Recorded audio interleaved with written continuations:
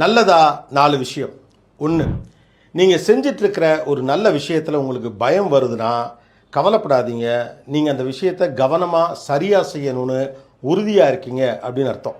ஆனால் அந்த பயத்திலே மூழ்கிடாதீங்க. பொறுமையாக அந்த பயத்தை கடந்து வாங்க. Fear is a signal of growth.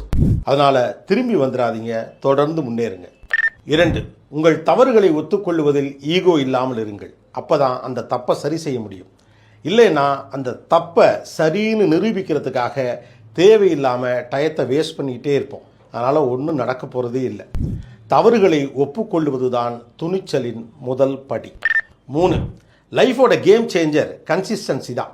வெற்றி பெறுவதற்கான வாய்ப்பு, சூழல் இதெல்லாம் இருந்தாலும் ஒருத்தர் தொடர்ச்சியாக அதை நோக்கி பயணிக்கவில்லை என்றால் நிலைத்து நிற்க முடியாது.